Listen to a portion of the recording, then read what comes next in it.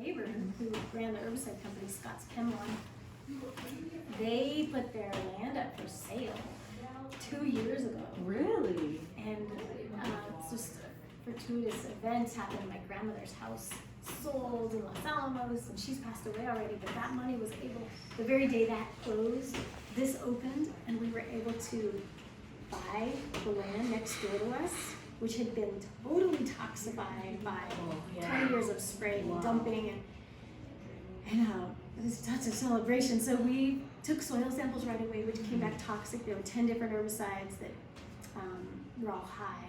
But then we started right away after the winter remediating with mushrooms. And so we've been using a lot of oyster mushrooms and then a lot of wild strains that would just come in on straw, like the conocyte, and then deep mulch and tons of compost tea and microorganisms. And then we tested 6 months later, and there was only one herbicide left, detectable. And then we did more remediation the next summer, and we just tested again at the end of this summer. And it was the glyphosate, which was the last one, still detectable, was at 0.00001%. Wow.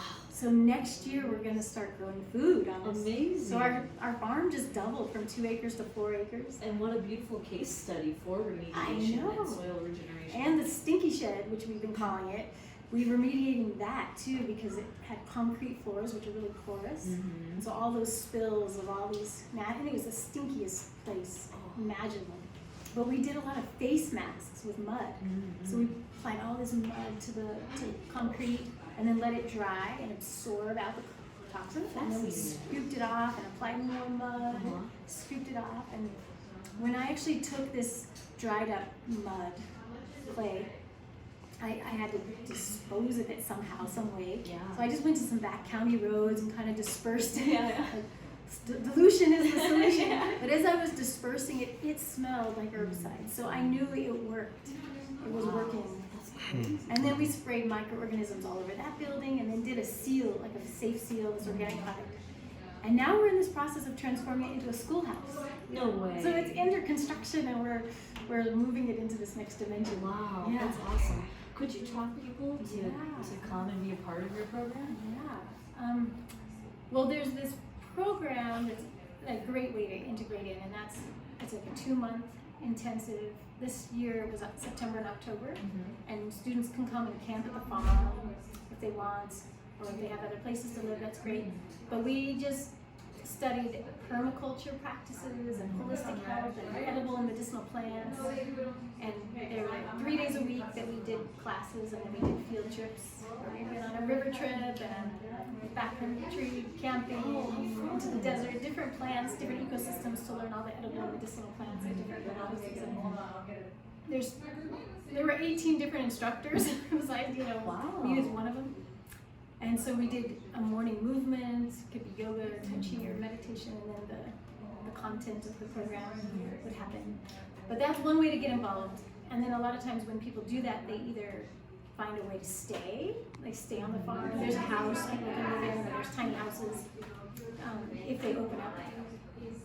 Or people find that they end up getting a job with us, either with Be Happy Lands, because that's a big crew that we need in the summertime, or growing the microgreens, or sometimes there's an opportunity if somebody just wants to come and volunteer anytime. There's an open door, and come for an hour or 2 or a day or a week. But if somebody wanted a place to live, then it's a little more depending on if there's an opening. Right. Well, we teach about culturing, so making sauerkraut, homemade vinegars from the apple ciders that we make, and kombucha. We learn how to grow microgreens and sprouts and all the recipes that can come with that. And there's this holistic health piece of how do we maximize our human potential, and one of those ways is how do we tap into that vital life force that's in everything, in nature. And part of that is the wild edible foods and the medicines, and then learning what things we don't need in our life that can be congesting or distracting. We just, it's sort of a collaborative learning style where everyone's experience is invaluable too.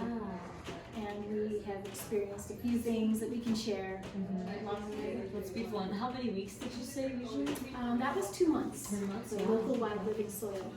Oh, that's But then I also do like a week class that might just be a wild plant intensive or a day hike. Oh yes, yeah. Or you have a microgreen growing class. So it could be as much as like 1 day or a longer time. So it can fit a lot of different schedules. Yeah. Awesome, that's great. Yeah. And maybe this winter we might do a class a week where people could drop in, and it would just be a once a week, different classes on different topics. Beautiful. That's good. Did you know you wanted to start a restaurant for Turtle Lake Refuge? I didn't know anything. Yeah. I just was kind of following, and every step of the way has been so collaborative. Whoever is working with me or volunteering, it's like together we are wiser, and so ideas come. It's like, yeah, let's do that, or let's follow that. But I think it was the land that was for sale that sparked, hey, we got to protect this land. Yes. So then I started doing these wild food lunches off of my bicycle. Oh, but we right. didn't Oh, have that was the bike. Yeah. this place yet. So I did it at a Smiley Building, Oh, yeah. which is a community building, and they let me set up a little cafe in their hallway. Okay, that was the beginning. The beginning, Oh, for a year, twice a week. And then it was my mom and my aunt who actually created this building as the Rocky Mountain Retreat. Oh. And this was before Turtle Lake Refuge. And they created the nonprofit, and it was a healing center where people would come and learn about living foods and nutrition. Oh, really? And stay in the building as a retreat. And then my aunt passed away, and I thought I was going to go back to graduate school to get a degree in holistic health and then come back and help my mom run the retreat.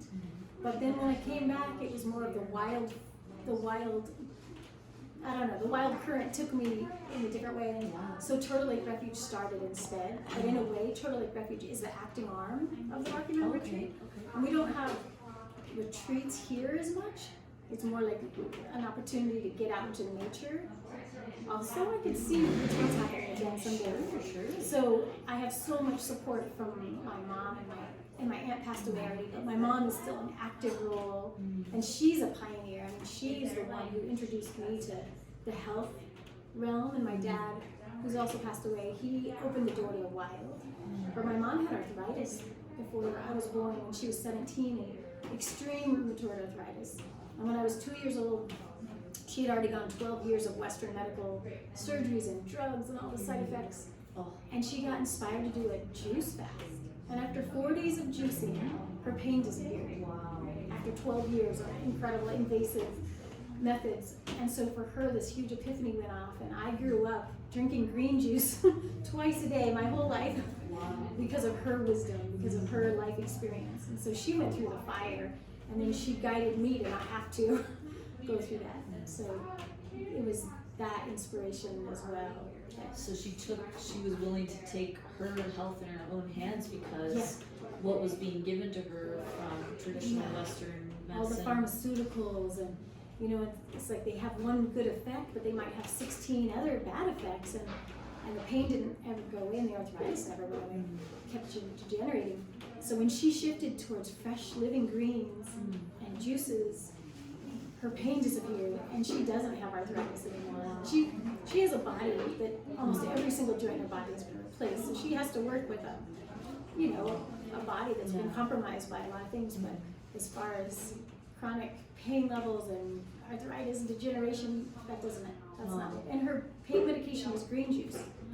That's amazing. It's amazing. She just goes to greens and juicing. It's beautiful how, her feeling empowered and doing the research about what goes in her body was affecting her, and then that opened up the door for you to kind of continue in that path as well, and then all the people you've touched. So it's a beautiful thing when people feel empowered, and when they want to learn about how foods do affect our bodies and how we function.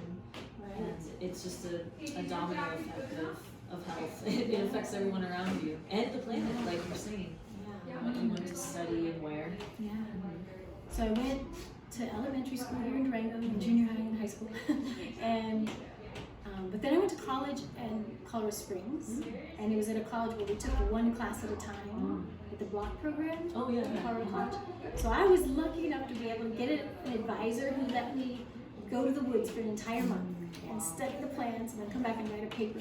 So I did multiple independent studies like that. Independent studies, and do you feel that was a good way for you to learn? Oh, Did yeah. that help you a lot? Oh yeah, because for me it's been about immersing into the plants and the woods, and that's where I get my information from experiential. Yeah, experiential. Tuning in and listening and testing. And then I got a degree in biology there, and then came back here and worked in the outdoor program at the college, Outdoor Pursuits, but then went on to grad school and got a degree in holistic health education. Holistic health education. Which I didn't learn anything about wild plants and all of that, but I learned about mind, body, spirit connection and a lot of amazing things. Yeah. So when I came back from graduate school, that's when Total Lake Refuge got started. Beautiful.